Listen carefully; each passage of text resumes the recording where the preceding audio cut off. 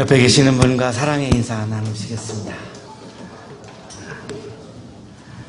오늘도 아주 은혜로운 찬양을 해주신, 개인적으로 또 저는 굉장히 제가 좋아하는 곡이었어요. 그래서 너무 은혜를 많이 받았는데, 우리 좋은 찬양해 주신 우리 성가대, 우리 관현악, 우리 친구들에게 여러분 격려의 박수 하겠습니다. 예배 전 찬양 또 해주셔서 감사하고, 중간고사 시도를 하고 수고 많으셨고, 굉장히 마음은 지금 아프겠지만 아픈 만큼 성숙하실 거니까 시험이 많이 다르죠? 고등학교 때 보는 시험하고, 그죠? 그래서 적응하기 어려웠을 거예요. 근데 기말 가면은 이제 또 적응할 것 같고요. 고생 많으셨습니다. 전통적으로 우리 부부와 자녀로 이루어진 가족만이 온전한 가족이다라고 하는 이데올로기가 우리를 지배하죠. 핏줄로, 혈연으로 이루어진 것만 그게 온전한 가족이다라고 하는 게 우리들의 사실 관념입니다.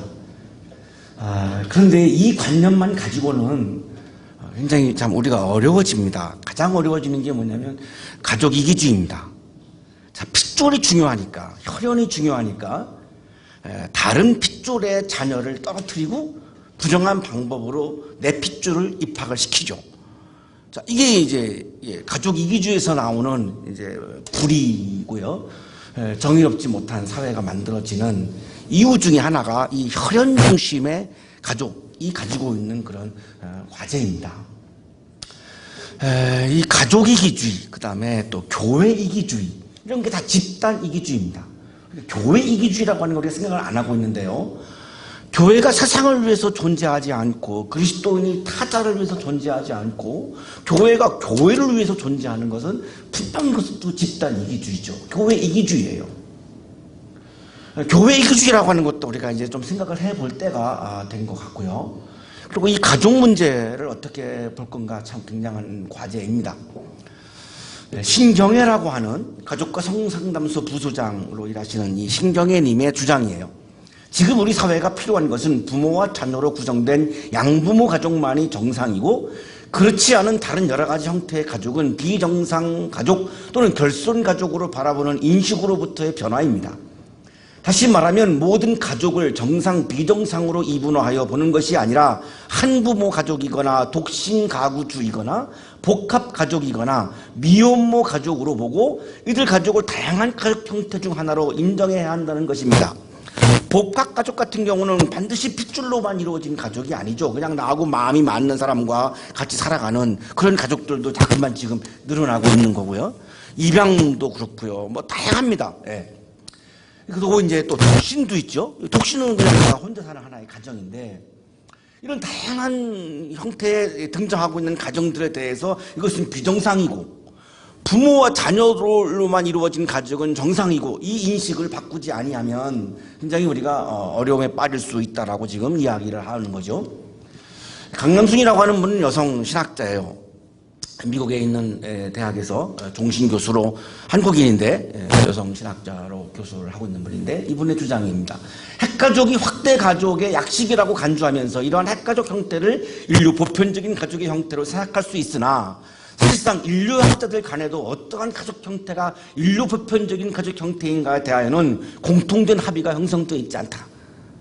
반드시 핏줄로만 이루어진 핵가족만이 정상적인 가족이다라고 하는 것에 대해서 인류학자들이 합의가 된 적이 한 번도 없다는 거죠. 그냥 우리들의 그냥 고정관념일 뿐이라는 겁니다. 자, 구약에 나오는 가족을 보면 굉장히 다양합니다. 일단 놀라운 것은 모세도 아브라함도 다 부인이 여러 명이었습니다. 일부 다처제였습니다. 자, 우리와 다른 가족 형태죠. 지금 우리 보고 일부 다처제를 하라 그러면 우리 결혼 못하죠. 지금 한 명도 부담스러워서 이제 무서운데, 이 여러 명의 부인으로부터 혼날 생각하면 이거 정말 어려워지죠. 우리 남자분들, 그죠? 부인이 무서워서 지금 독신을 살아가는 사람들도 많은데, 정말. 근데 그분들은 다 일부 다처제였고요. 시형제 결혼법이 있었습니다. 남편이 죽으면 시동생하고 결혼해야 됩니다. 이 법이에요. 구약에 나오는 법입니다. 이게 땅의 이동을 막기 위한 건데 여기서 지금 자세하게 설명드리긴 어려운데 땅의 이동을 막기 위한 그런 법입니다. 시동생하고 결혼해야지 땅이 다른 가문으로 안 넘어가기 때문입니다. 시동생이 없으면요. 그 다음에 이순이가 시아버지입니다. 유다와 다말이죠. 성경에 나와요. 구약에 나와요. 유다와 다말. 시동생은 오난 이게 나옵니다. 그리고 이제 시아버지도 이제 없으면은 이제 문중 사람 이게 보아스와 룻의 그런 그 사례죠. 구약 성경에 다 나옵니다. 굉장히 이런 우리가 지금 생각하지 못하는 다양한 가족 형태들이 구약에 나오고 있습니다. 그래서 이분들의 주장에 대해서 우리가 동의하지 않을 수가 없는 거고요. 어쨌든 이 가족 이기주의, 집단 이기주의, 교회 이기주의 이거를 극복을 하지 아니하면 우리가 아름다운 사회가 이루어지기 어려운데 자, 이 문제를 해결하기 위해서라도 이 가정에 대한 우리들의 전통적인 인식을 바꿔야 한다라고 하는 거는 동의하지 않을 수가 없다는 말씀입니다. 혈연 관계를 중심으로 구성되는 생물학적인 관계의 가족 개념 여기서 벗어나지 않는 한 가족 이기주의 해결할 수가 없습니다. 정유라 사건에서도 나타나고 있는 겁니다만 가족 이기주의가 낳은 그런 비극이죠. 에릭 에릭슨이라고 하는 분은 독일 태생의 정신분석학자인데 미국에서 교수 생활을 했습니다. 유년기와 사회라고 하는 책을 1950년도에 쓰면서 일학 정말 세계적인 그런 정신분석학자로 인정을 받게 됩니다. 학위도 없습니다. 학위도 없는데 하버드 대학에서까지도 초청해서 교수로 와달라고 할 정도로 굉장히 인정을 받은 그런 분인데요. 히틀러의 어린 시절을 이분이 분석을 했습니다. 히틀러의 아버지는 직업이 없었습니다. 술 마시기를 좋아했고요. 술 마시고 들어오면은 막 가족들 때리고요. 히틀러도 어릴 때 많이 맞았습니다. 이 아버지한테 맞으면서 미움과 증오가 싹 텄고요. 이 미움과 증오가 발전한 것이 유태인 600몇 명 죽인 겁니다. 그러니까 아버지부터 받은 이 폭력에서 싹 튼 미움과 증오가 이 어마어마한 세계사에서 어마어마한 비극을 만들어냈다라고 하는 것을 보면 한 가정 안에서 이루어지고 있는 일들이 굉장히 중요하다라고 하는 것을 우리가 부정할 수가 없는 거죠. 저는 막내인데요. 형님이 두 분이었는데 저 어릴 때 형님들한테 참 많이 맞았어요. 뭘 잘못해서 맞았으면 그냥 인정을 하겠는데 저 굉장히 모범생이었습니다. 모범생이었고 이렇게 틀에 벗어나는 거 잘 못하고 그랬는데도 동생이라는 이유만으로 막내라는 이유만으로 형들이 나를 억누르기 위해서 나를 지배하기 위해서 이렇게 나를 막 때렸습니다. 두형. 그 상처가 아직도 있어요. 아직도 있어요. 참 이게 어렵습니다. 그래서 저는 이제 신앙이 있으니까 히틀러처럼 이걸 막 미움과 증오가 막 커져서 막 사람을 죽이거나 그렇게까지는 안 갔습니다. 걱정하지 마세요. 그렇게까지는 안 갔고 그 미움과 증오를 잘 현재까지 다스리고 있습니다. 근데 그 없어지지가 않습니다. 고백하는데 참. 이 엄마는 23살 어렸습니다. 아버지보다 23살 차이가 나는 젊은 엄마였는데 굉장히 사랑스러운 엄마였습니다. 그래서 엄마로부터는 사랑을 배웠고요. 엄마를 향해서 막 사랑이 싹 튼 거죠. 이 사랑이 진화한 게 뭐냐면 독일 사랑입니다. 독일 사랑. 독일을 사랑한 나머지 독일이 세계를 지배해야 된다라고 생각을 한 겁니다. 굉장히 좀 일탈적인 사랑이라고 병리적인 사랑이라고 말할 수 있는데요. 이 아버지를 향한 미움과 증오, 엄마를 향한 사랑 이게 잘 조화를 이루었어야 되는데 이게 조화를 이루어지지 못했고 아버지를 향한 증오가 엄마를 향한 사랑을 삼켜버린 거죠.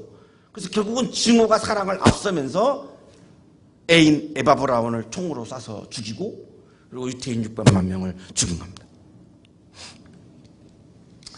한 군데를 인용을 하겠습니다. 에릭 에릭슨의 윤영기와 사회에 나오는 문장인데요. 히틀러의 어머니는 그의 아버지보다 23살이나 어렸다.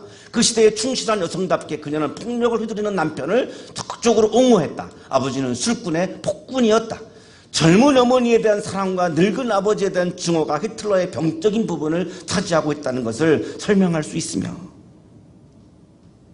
자 그렇다면 혈연이 중요한 것이 아니라 가정 안에서 핏줄이 중요한 것이 아니라 가족 구성원들 간의 사랑의 관계가 더 중요함을 분명히 우리들에게 보여주고 있지 않습니까? 핏줄이라고 해서 혈연이라고 해서 그냥 모든 것이 다 용인되고 모든 것이 다 합리화되고 내 자녀를 부정 입학시키는 것까지도 다 그거를 자식사랑이라고 이렇게 얘기한다면 이거는 건강하지 않은 모습이라는 겁니다. 혈연과 핏줄보다 더 우선한 가치는 가족 구성원 사이에 흐르고 있는 사랑의 관계가 더 중요하지, 그게 없다면 핏줄 이데올로기는, 이 혈연 이데올로기는 정말로 우리들에게 건강하지 못한 사회를 가져다 줄 수밖에 없다는 것입니다.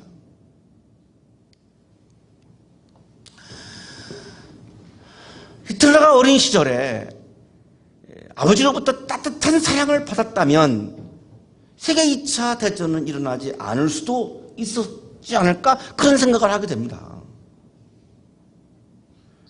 사진을 우연히 발견하게 됐는데요. 제가 놀란 것은 이 비트겐슈타인이라고 하는 굉장한 그 존경받는 철학자인데요. 아마 같은 이렇게 친구였던 것 같아요. 같이 사진을 찍은 거 보니까.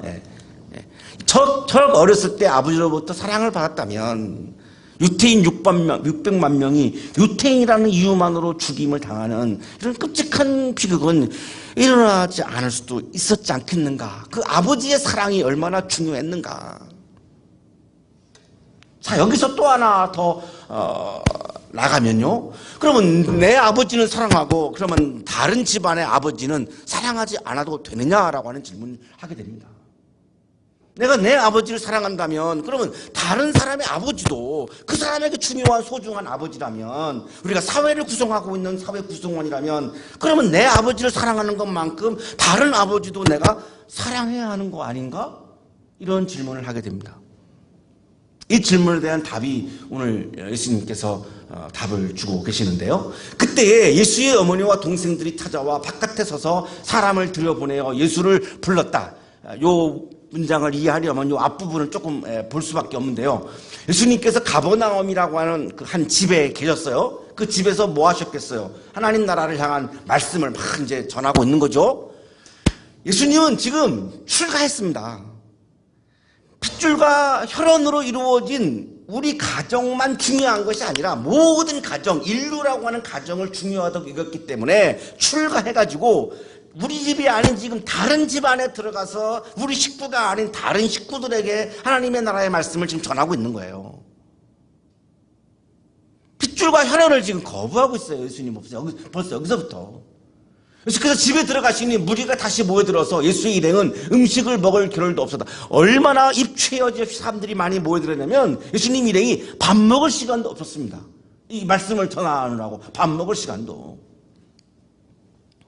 자, 그런데 유대 종교 지도자들이 교묘하게 예수님이 하나님의 나라를 주장하니까 내 나라가 무너질까봐 예수를 미쳤다라고 이렇게 뒤집어 씌웁니다. 귀신 들렸다고, 미쳤다고. 이거를 듣고 이 가족들이 예수님을 붙잡으러 지금 온 거예요.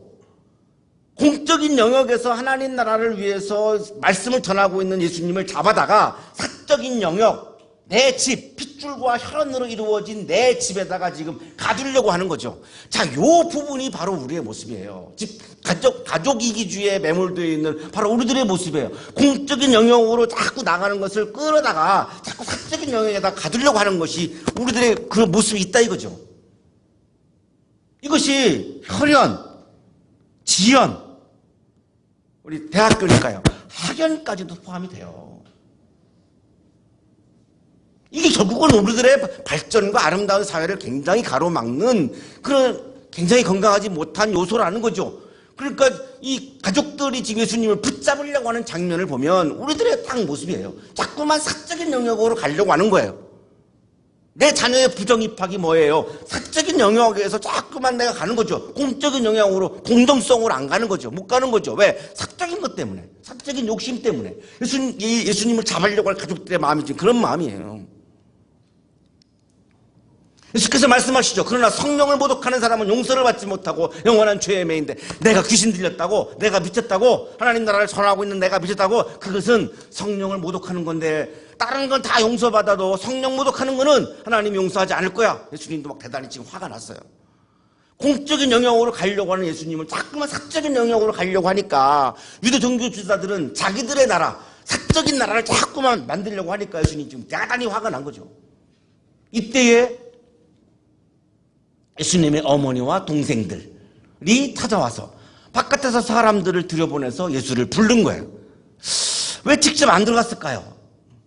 예수님을 맞닥뜨릴 자신이 없었던 것 같아요. 공적인 영역을 사적인 영역으로 끌고 가려고 하는 것이 이게 정당하지 않으니까 굉장히 자신이 없는 거죠, 지금. 그래서 사람을 좀 보내가지고 좀 나오라고 하는 거죠.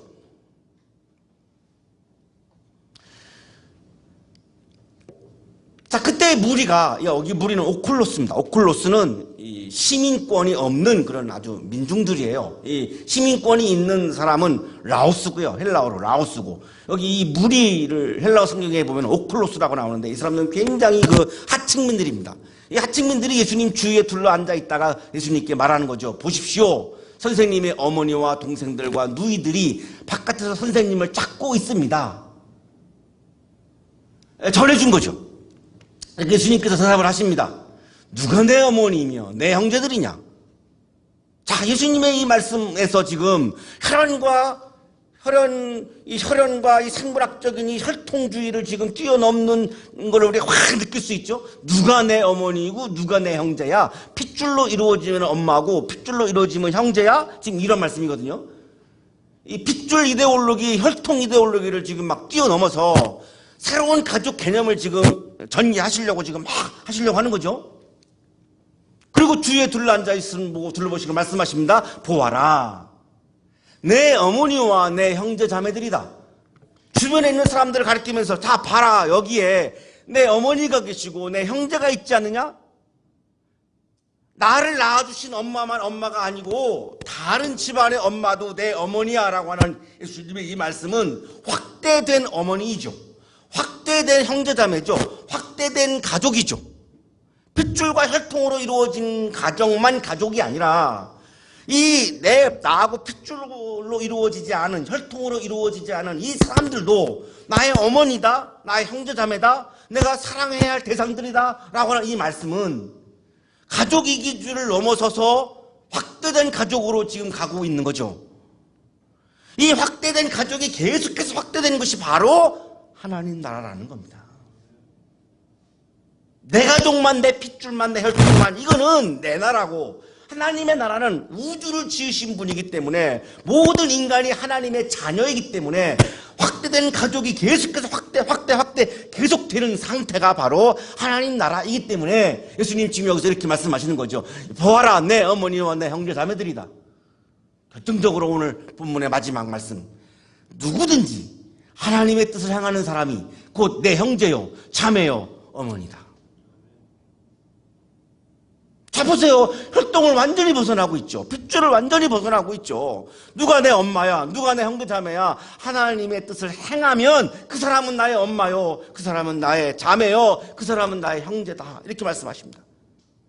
여기서 어떻게 기독교인들이 가족 이기주의를 살고 교회 이기주의를 어떻게 살아요? 말이 안 되는 거죠. 예수님의 말씀은 지금 이런 말씀인데, 이기주의를 완전히, 집단 이기주의를 완전히 벗어나 있는 말씀을 하시는데 어떻게 우리가 그리스도인들이 가족 이기주의, 교회 이기주의를 어떻게 살 수가 있을까요? 그 정말 가능하지 않은 거를 우리가 하고 있는 거죠. 예수님은 혈연이 중요한 것이 아니라 하나님의 뜻을 행하는 사람들, 이것이 중요하다. 확대된 가족, 확대된 어머니를 얘기하죠. 청년 예수는 배타적 혈통주의와 폐쇄적 가족주의를 뛰어넘었어요. 자, 청년은 부모는 정유라의 부모는 내 자식만 중요해서 부정 입학을 시킬 수 있단 말이죠. 어른은 자, 청년은 다른 엄마도 나의 어머니처럼, 다른 사람들도 나의 형제자매처럼 대할 수 있는 게 청년이라는 거예요. 여러분이 길을 가시다가 도움을 필요로 하는 아주 힘이 없는 아주머니를 봤을 때 나의 어머니처럼 대할 수 있어야 된다는 거죠. 그게 청년이라는 거예요. 여러분이 길을 가다가 어린아이가 도움을 필요로 한다면, 그래, 내가 내 집에 있는 형제 자매처럼 똑같이 대할 수 있어야 그게 청년이라는 겁니다. 표정이 어두워지는 거 보니까 자신이 없는 것 같아요. 그 이기주의를 벗어나야만 진정한 청년으로 살고 있고, 그런 진정한 청년들이 많아져야 이 땅에 하나님의 나라가 이루어지는 거죠. 청년 예수는 혈연으로 이루어진 가족에 머물지 않았고 한 집에 머물지 않으셨어요. 내가 태어난 데 가정에 머물지 않았어요. 집을 나왔어요. 왜 나왔습니까? 다른 집에 가려고, 모든 집에 가려고 모든 집을 다 돌아다니셨어요. 독신 가정으로 살면서. 독신이었습니다. 예수님 결혼 안 했어요. 독신 가정을 이루면서 온 집안을 다니는 노마드였습니다. 왜? 다른 가정도 내가 태어난 가정만큼 중요하니까, 소중하니까, 귀하니까 내 가정에만 있지 않고 다른 가정을 찾아 나선 거죠. 거기에 가서 사랑을 전하고 하나님의 나라를 전한 거죠. 내 가정만, 내 핏줄만, 내 혈통만 그러지 않았다는 거죠.